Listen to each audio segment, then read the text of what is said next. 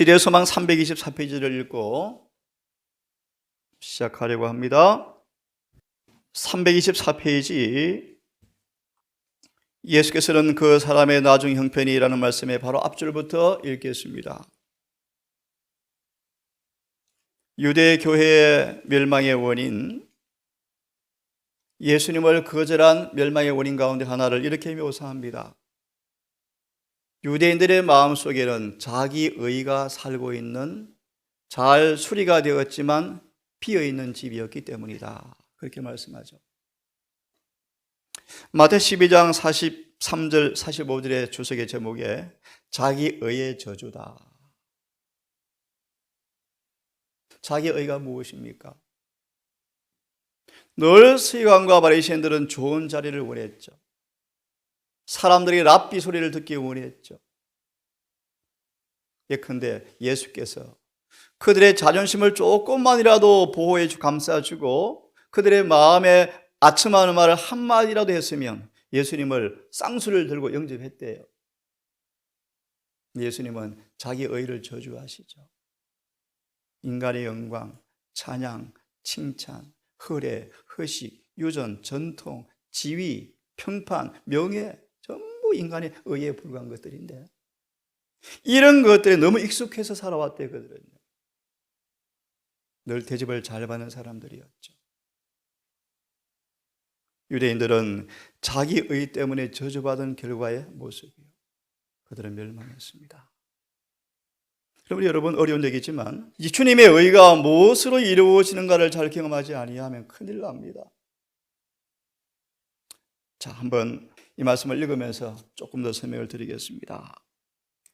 방금 읽은 말씀 바로 앞에 말씀은 이런 말씀이었어요.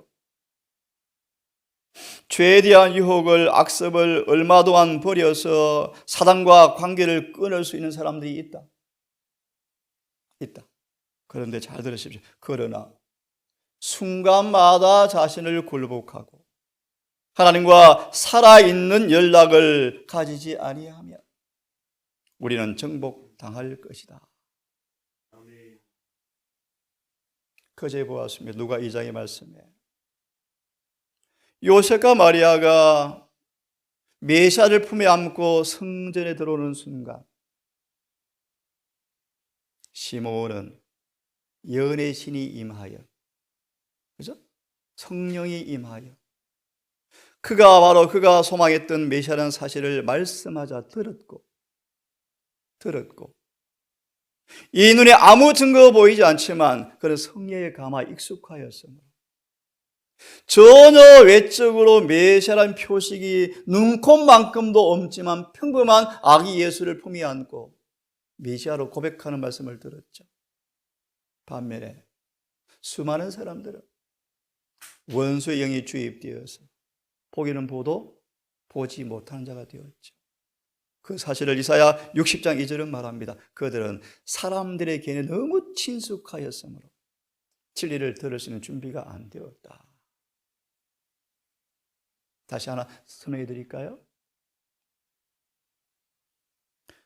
흠모할 만한 것이 전혀 없는, 외장의 치장이 전혀 없는 세속적 사람들의 마음속에 기쁨을 주는 것이 전혀 없는 모습을 그들은 분간할 수가 없는 거예요. 랍비입니까? 부가 있습니까? 명예가 있습니까? 수행 비서들이 있습니까? 양복을 입었습니까? 그죠? 가난한 초라한 부부의 품에 안긴 정말 연약한 아기를 누가 메시아로 인정하겠습니까? 누가 인정하겠습니까? 비결은 그것입니다. 매일 자신을 굴복시킴으로 하나님과 살아있는 연결을 갖지 아니하면, 이어서 보실래요? 우리는 원수에게 좌우되어서 마침내 그의 명령을 따르게 될 것이다. 오늘은 그 다음 말씀을 좀 보려고 합니다. 유대의 백성들은 325페이지 바로 앞에 줄, 유대의 백성들은 그리스도를 거절함으로 용서받을 수 없는 죄를 범하였다. 인간적으로 유대인들이 참 불쌍한 사람이에요. 참 불쌍한 사람이에요. 로마서 9장 10장 11장 용서받을 수 없는 죄를 범해버렸다. 왜 그렇게 되었을까요? 오늘 그런 말씀을 조금 드리려고 합니다. 근데 들으십시오. 우리도. 누구도요? 히브리 4장의 메시지. 우리도. 저들처럼 복음이 우리에게도 전파되었지만 우리에게도 왜 복음이 유익이 못하는가? 유익을 안 주는가? 왜 복음의 능력이 경험되어서 그 죄를 해독하는 그 능력이 왜 증거되지 않고 있는가? 별로 너르는 복음이 땅끝까지 전파되었지만 이미 전파되었지만 왜 증거되고 있지 않는가? 왜 열매가 없는가? 열매가. 그렇게 말씀하시는데요. 우리도 자비의 초청을 거절함으로 그와 똑같은 죄를 범할 수가 있다. 자비의 초청. 재림교회에 주어진 기별의 차원에서 말씀을 드리면 라오디게아 보내는 기별이죠. 금을 사서 뭐하고? 부욕해 하고. 무슨 말입니까? 어떤 금을 사라고요? 보통 금이 아니죠. 불로 실현되어서 연단되어서 정금으로 바뀐 그 금을 빨리 사야 가난을 면한다는 것입니다. 가난. 왜요? 그런 믿음만이 우리를 뭐하게 할 수 있죠? 부욕해 할 수 있죠. 부유가 뭐요? 부유? 의를 선물로 받을 수가 있죠. 내 의는 아무리 화려할지라도요, 니고데모의 관대함은 평판이 자자하였다. 하지만 주님께서 말씀하시기를 너 절대 하늘에 못 가. 너 의에 불과해. 금을 사서 부욕해 하고. 그러려면 여러분 실현과 연단을 통하여 베드로 후서 1장의 말씀이죠. 실현과 역경을 통하여 이기고 이김으로 점점 연단된 그 믿음으로 침례요한처럼 끄떡도 하지 않고 목이 잘려 죽는 그 순간도 아무런 표식을 보지 못하지만 성경 말씀에 기초해서 믿음을 고백하여 죽는 그 아름다운 믿음, 그 반석 같은 그 믿음은요, 그냥 만들어지는 것이 아니에요, 여러분. 실현과 역경을 통과하면서 만들어지는 선물이에요. 흰옷을 사서 입어 뭐 하라고요? 벌거벗은 수치를 보이지 않게 하라. 다 하시는 말씀이요. 특별히 뭐라고요? 눈에 안약을 빨리 사서 발라보아라. 우리도 똑같은 죄를 범할 수가 있다. 자비의 초청이 지금 바라지고 있습니다. 곧바른 라오디게아 교회 기별이에요. 근데 이 기별이 별로 주의를 못 끌고 있대요. 우리가 하나님께서 보내신 사자들의 말에 귀를 기울이지 않고 하나님께서 보내신 사자라는 표식이 뭘까요? 가려본 기별을 보시면 그들은 기별을 가지고 있지요. 특별히 어떤 기별입니까? 현대 진리를 가지고 있죠. 누가 12장 42절 때에 따라 맞는 충성된 종들이 나누어지는 양식을 가지고 있고 그들의 삶이 그 기별과 조화되어 있죠. 한마디로 셋째 천사의 기별의 표를 높이 짙게 들고 있죠. 자, 그만큼 합니다. 하나님께서 보낸 사자들의 말에 귀를 기울이지 않고 사람들은 그리스도에게서 떠나게 하는 사탄의 대리자들의 말을 들으면 생명의 임금을 조롱하고 사단의 회와 하늘 우주 앞에서 그분을 욕보이게 되는 것이다. 좀 이따 보겠습니다. 왜 지금 서기관과 바리새인들이 예수님과 논쟁하면서 성의 가마를 그렇게 또렷하게 인식하고 그들의 마음속에 성령께서 메시아라 라고 재촉하는 말을 듣지만 왜 예수님을 저항합니까? 그들은 사람들이 말에 오랫동안 살아온 습관이 굳어버렸대요. 그게 무슨 말씀인가를 제가 드리겠습니다. 자, 마저 읽고요. 이같이 행하는 사람은 그 사람에게는 소망도 용서도 없고 참 무섭죠. 마침내 하나님과 화목하게 되려는 모든 갈망조차도 잃어버리게 될 것이다. 성경을 좀 펴겠습니다. 여호수아 24장을 좀 펴시기 바랍니다. 여호수아 24장 펴면서 조금 들으시면 좋겠습니다. 다니엘서는 열국의 흥망성쇠가 기록되어 있죠. 그죠? 바벨론, 메데페르시아, 헬라, 로마, 작은 뿔. 그죠? 왜 그런 말씀이 기록되어 있습니까?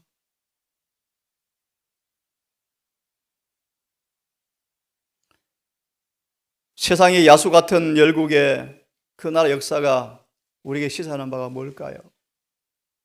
몇 번 말씀을 드렸죠. 그 속에 누가 지금 고통을 당하고 있어요? 하나님의 백성들이요. 바벨론을 통하여, 메데 페르시아를 통하여, 헬라를 통하여, 로마를 통하여 맨날 얻어맞아요. 그 까닭을 하나 소개해 드립니다. 주님 우리를 절대로 죄 있는 채로 두지 않으신대요. 아멘. 죄를 고쳐서 구원하기 위해서 불가피하게 채찍을 대신대요. 1260년간 왜 충시 암흑기가 왜 옵니까? 교회의 배도의 결과래요. 자, 이 말씀 좀 보십시오. 여호수아 24장 27절을 볼 텐데요. 모든 백성에게 이르되 이 돌이 너희에게 우리에게 증거가 되나니 이는 여호와께서 우리에게 하신 모든 말씀은 이 돌이 들었습니다. 모든 말씀은 이 돌이 들었습니다. 그런즉 너희로 너희 하나님을 배반치 않게 하도록 이 돌이 증거가 되리라. 이 말의 의미를 왜 주님께서 이스라엘 역사를 잘 기록해 두었을까요? 고전 10장처럼 왜 하나님께서 지나간 역사의 기록들을 성경에 잘 기록해 두었을까요? 주석을 펴보십시오. 하나님의 말씀을 회상할 필요가 있다. 여호수아는 명확하게 선포하기를 백성들에게 준 그 교훈과 경고들은 자신의 말이 아니라 하나님의 말씀이라고 하였다. 이 큰 돌은 그것이 기념하고 있는 중요한 사건을 오는 세대에 증가하기 위해 거기에 서 있으면서 그들이 만약 타락하여 우상 숭배에 빠지면 그 돌이 백성들을 쳐서 증거할 것이었다. 야곱, 아브라함, 사울, 다윗, 요셉 예를 들어서 그런 증거의 돌들이 성경에 기록되어 있죠. 그들의 타락과 그들의 배도와 그들의 징계와 그들의 회복이 다 기록되어 있죠. 우리에게 뭘 가르치고 있는가? 하나님께서 자신의 백성들을 잘 들으십시오. 너무 중요한 말씀이요. 취급하신 방법. 하나님께서 당신의 백성들을 어떻게 취급하시는가? 예를 하나 들면 출애굽기 33장의 말씀, 32장의 말씀. 이방인들이 온통 시내산을 보고 있을 때 시내산에 하늘의 천사들이 사단의 부하들이 다 몰려와서 구경했다. 구경. 왜 구경했는? 하나님께서 당신의 백성들을 취급하는 방법을 좀 보자. 어떻게 하는가 좀 보자.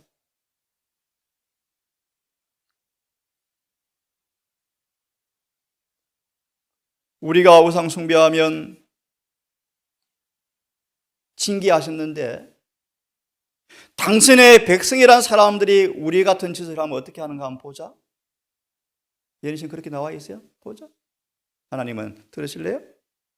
당신의 백성들이 우상 숭배를 하자 죄를 똑같이 처리한 사실을 바라보고 이방인들이 할 말이 없네. 하나님은 공의로우시네. 그 말씀. 하나님께서 자신의 백성들을 취급하신 방법, 이걸 배우셔야 돼요. 곧 자비와 심판. 자비가 참 무한하죠, 은혜죠, 그죠? 이것 때문에 다윗이 자살 안 했대요, 자살을. 엄청난 심판을 보았습니까? 보았죠. 자식의 죽음, 내 아들의 반역, 하나들이 칼을 가지고 죽이러 오는 장면, 만조백간에 고무신 뒤로 신고 도망가는 것, 끊임없이 도망다니는 다윗의 모습. 심판이 임했죠, 심판이 임했죠.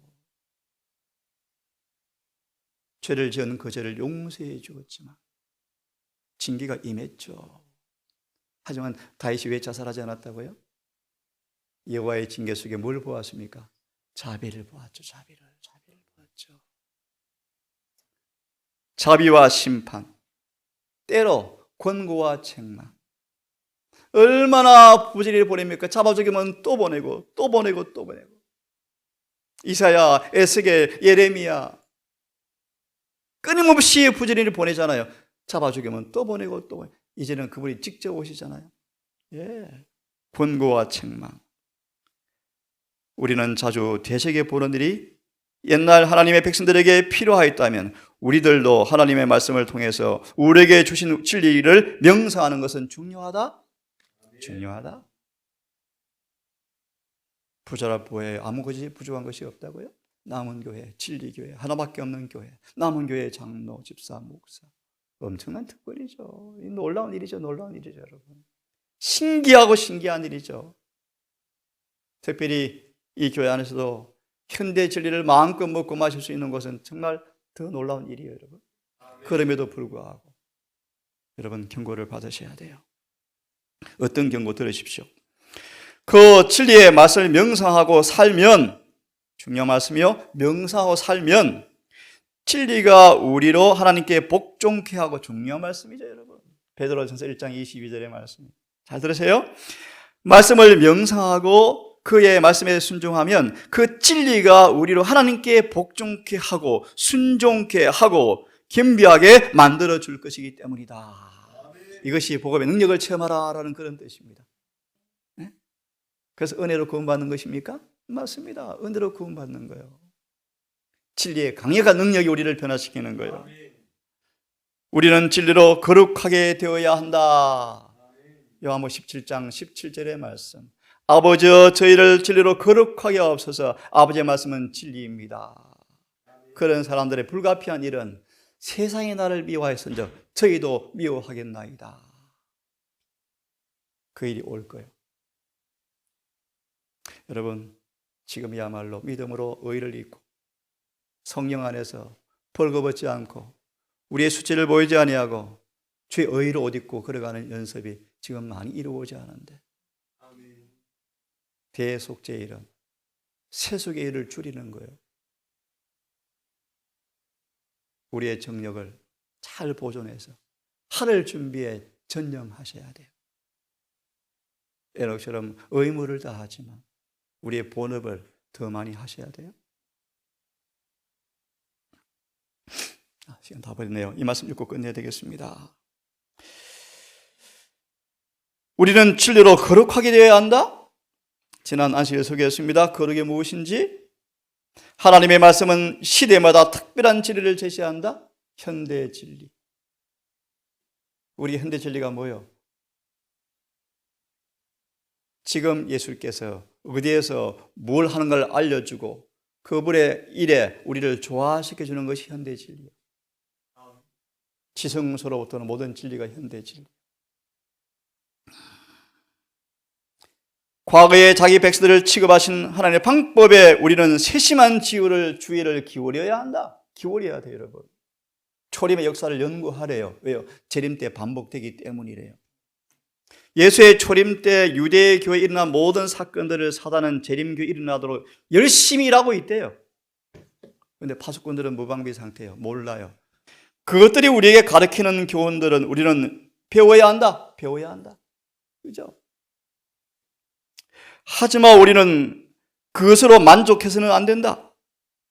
하나님은 한 걸음 한 걸음씩 그의 백성을 인도하고 계신다. 진리란 발전하는 것이다. 진지한 탐구자는 하늘로부터 끊임없이 빛을 받을 것이다. 아멘입니까?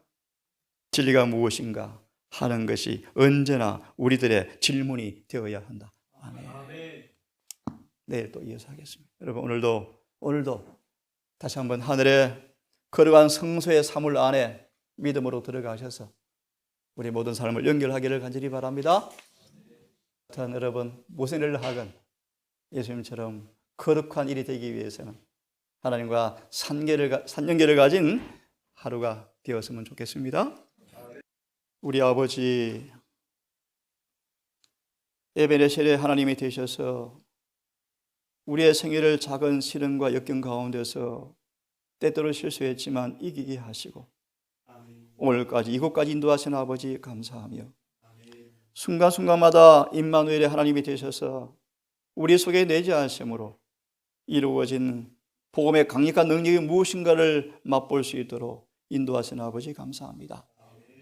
하나 가끔 우리의 게으름과 우리의 무지함과 세속의 짐의 무거움 때문에 때때로 망각하는 우리의 게으름을, 나태함을 용서하시고 엄숙한 대속죄의 마지막 자락, 하늘 성소에 일어나는 엄숙한 일들을 늘 기억하고 다니엘처럼 심판의 자리에 자주 나아가서 묵상하는 습관이 이루어지게 하셔서 마음의 허리띠를 늘 졸라매고 신발을 신고 투구를 쓰고 의에 흉배를 붙이는 모습으로 늘 서는 그런 경험을 통하여 원수 마귀의 시험과 공격에도 넘어지지 않고 상처받지 않는 그런 아름다운 경험이 오늘도 이루어지기를 소망합니다. 우리 가족들 한 지체가 되어 싸운 적, 서로 사랑하며 서로 함께 좁은 길을 걸어가기 위해서 격려하며 용기 주며 서로 기도하면 아름다운 교회가 되게 하셔서 이 모든 성도가 주님 안에서 다 진리로 거룩해지고 성령으로 거룩해져서 주님의 재림을 성공적으로 준비할 뿐 아니라 우리의 영향 안에서 많은 사람을 함께 할로 인도하는 그 일에 우리의 시간, 재능, 우리의 흥물, 우리의 노력을 통하여 주 앞에 봉사할 수 있도록 인도해 주시옵소서. 아멘. 함께 예배드리지 못한 가족들, 이곳저곳 흩어져 있는 영혼들, 특별히 연로하신 어르신들 기억하셔서 더 충만한 은혜로 주님 안에서 오늘도 소망과 행복, 기쁨 가운데 한 날을 보낼 수 있도록 인도해 주시기를 우리를 사랑하시는 예수님 이름으로 기도합니다.